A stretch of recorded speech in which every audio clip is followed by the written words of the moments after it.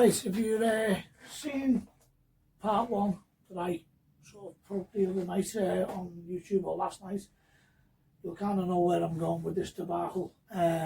Basically, we cut this Harley Night Train in half to redesign the front end, give us a bit more rake, 6-inch over on the forks, and just get it looking cooler, like probably Harley should have done in the first place. But of course, what we do here is griller build choppers. We take perfectly good motorbikes and we ruin them. So what I've done since the last video is I've welded that slug in there. So I'm going to lift out. This is actually getting a bit warmer. That guy comes off. That fella rests in that bit of inner tube. That bring it in. That little slug nugget thing's been welded into that bit of square tube. I haven't done the little puddle welds there, but I've just done a little test mitre on there just so that that sits level when it rests back on the headstock, and I can kind of find the line. So that's what I'm up to now. I'm going to work on that top tube first, and then I'm going to do those two vertical down tubes. Now, to bring it in a little bit closer, I've just took another cut off this. I know the proper people do this with like notching tools and all the rest of it. I don't have any of that, and I'm not going to buy it anyway. You can do 3 cuts with a whizzer probably quicker than you can use those notching tools. So that's a really good way of doing it. This works for me, and it's more shed built anyway. What I'll do is I'll chop a notch out, mark it. If we've got a big gap here, like at the moment, I think we've got probably 1/16 of an inch, maybe 1/8 of an inch at the back. Next to nothing at the top here, so I know that we're touching on this middle bit, so that's going to be just shaved off. Now when I've got it this close, I don't use the slitting disc. I'll just sand it with a flapping wheel. Now it's not quite in the right position because I know from where I had it wedged, I've got a good 10mm or so gap there. I can bring that back by shaving a little bit off the back here and dropping that backbone back so it falls back. If I get this somewhere close, then I'll knock a bit off that, bring it back, and then modify this a little bit if I have to. So let's just see where this goes next after I shave that off.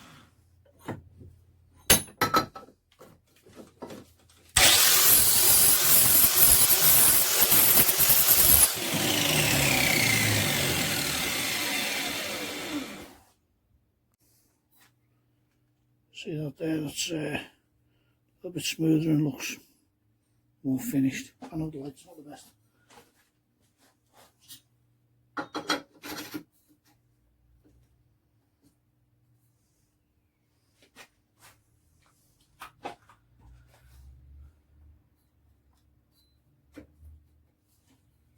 And that's actually looking pretty good. Set. Quite in the middle, so let's just shave it a little tiny bit on this side. Right, so we can see that okay. That's a pretty neat fit there, you know. There's a tiny bit of movement, but by the time I've knocked that thing down into the jiggle another couple of mil, that guy's going to be tight on there, and that's what I want to see for welding. I don't even see that, but we've got that tiny little bit of wiggle room, which by the time I've dropped the headstock down into the proper position where I think it's going to be, that's good for welding. So I'm going to get that out the way now and try and decide what to do about these vertical tubes. Alright, just experimenting with a couple of things here. One, testing how this pipe bends in case it decides to go that way, and 2, whether I do like the stocker and go to there, or go with what I kind of like more custom, do the old gooseneck and make the most of the space we got. I can always bring the headstock back a little bit, but obviously this is going to have to go on a diet, but I won't do it until I've made the other one. I think I'll just go and bend up the other one and match this pipe, and then cut them both to length and see what it kind of looks like, because I think this is going to be the best way to go. And then I can go with another tube straight from there, straight across, and blend into that, and tank mount, everything else is all taken care of with that. Now this bit of pipe here, I've cut it to exactly the same length. I've just started with 500mm, see where that takes me on both of them. They're both identical, so when I trim them, I can trim the same amount off both. And I know that when I pressed out the first one, I sent it out 85mm, so this guy's going out to 85mm as well.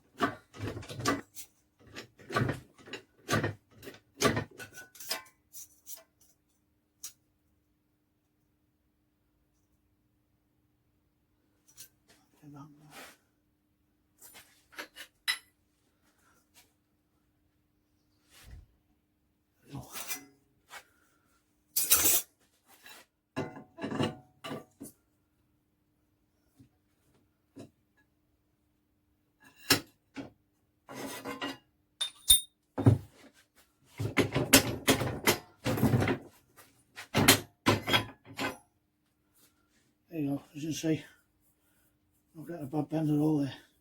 A little bit of scuffing on there, but the paint will sort that out. Alright, so after a little bit of messing around and one failed attempt, but I mean, when I'm messing around with pipe, or tube, I don't class it as a failed attempt. Everything's just seeing what looks right. I started off with 85mm, too much, so I went 75mm on one. That was still a bit too much, so I ended up with 70. And these two guys, if I can get them out the slugs, you see they're exactly the same. There's no rocking about either way you try it. And that's just done in that red flipping Tube Crusher 2000, as I call it.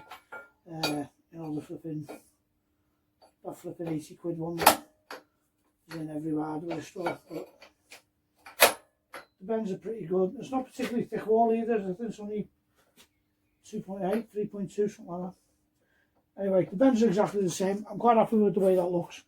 So I'll shorten this guy by about 5mm, and then mitre them guys in and just keep on dropping the headstock on until I get it to fit, and then I can start welding it all up. And we've got something that resembles a rolling motorbike again. Right, with them guys kind of where they're going to be, what I've done is I've just cut a little corner off this one, and that now shows me what I need to take off to radius it to fit that headstock. So I've got a little flapper disc and just get that in to close these gaps up and basically make it a nice neat wraparound fit on there.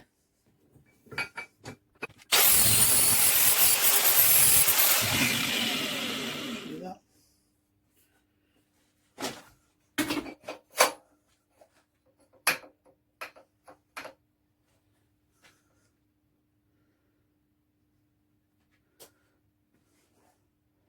Right, that there would be perfect. But we're going to have to relieve the back a little bit to make room for the other one. So I'll get that guy off now and just knock the corner off. I'll mark it a little bit first actually.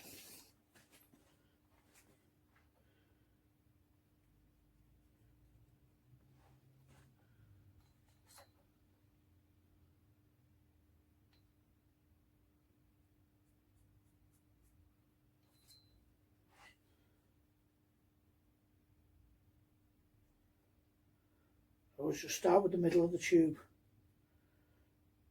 There, there, there.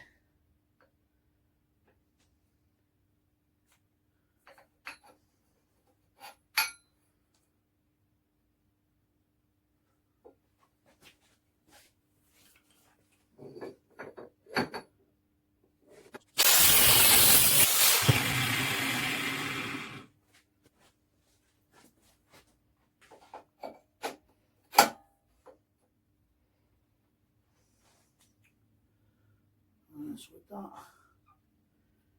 going in there, that's touching the other one now. So I need to mark the middle of the other one.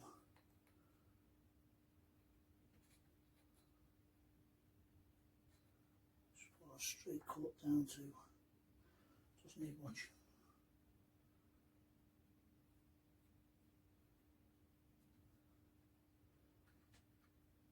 Just a dead straight mitre from the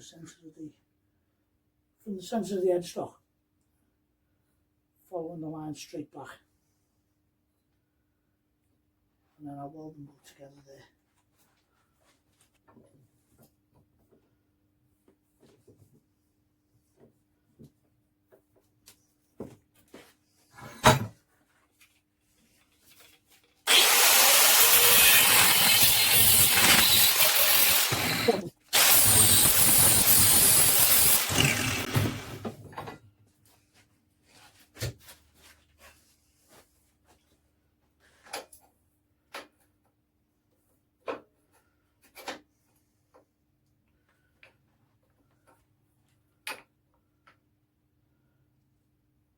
That's nearly spot on. I need to take a tiny bit off the bottom on this one.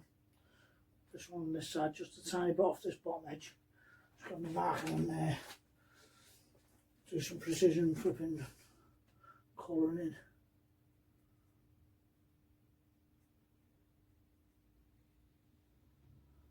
And then I'll do that middle bit at the same time.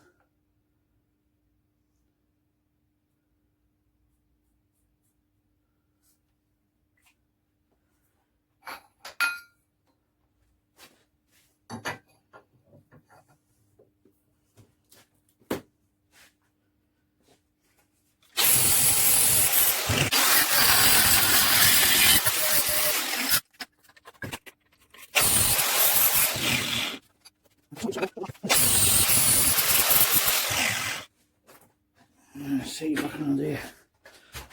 Let's see there. Now let me just get the phone off here.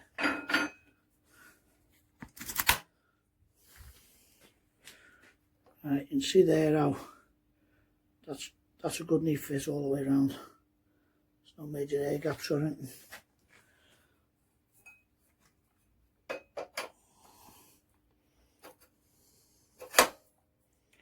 I'll do this one-handed.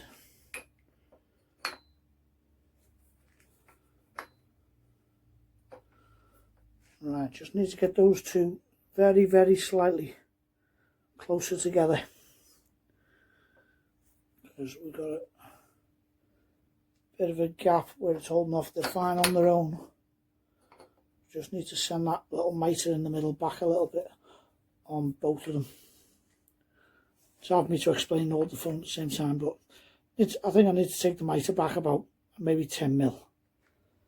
Alright, that last little polish up did the trick. So here we are, making sure I've got all the cables on the outside. All these are still loose, but just where they sit naturally, the bends are absolutely parallel. The tubes are still straight, even though there's a little bit. There's always going to be a little bit of movement in the slugs. But you can see there, if we do a little walk around, see there, we've got absolute minimal gaps. This guy here, he'll slide forward slightly. He just needs to come up slightly closer to the headstock. Go down the other side, you know, from the front there. I don't know if you can see my jig, my homemade jig there, but as best as I can show on the camera, that's straight.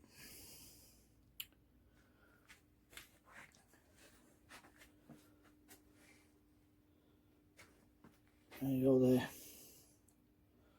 So I think what I'll do is I'll tack it all up, tack it all together, and I'll leave welding this big lump on till the very last. I'll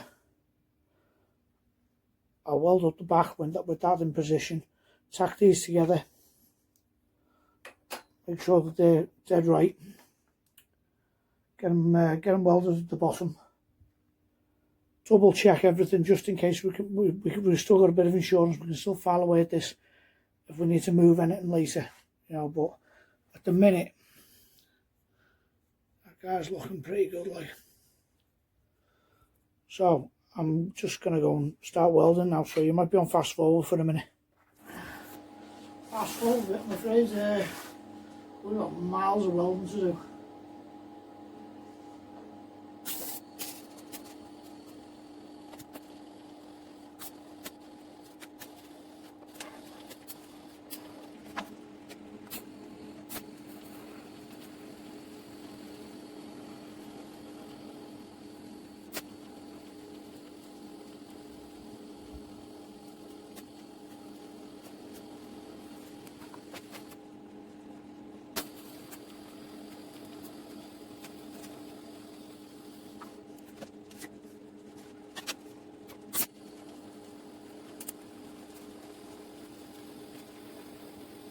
Okay, time's got away from me.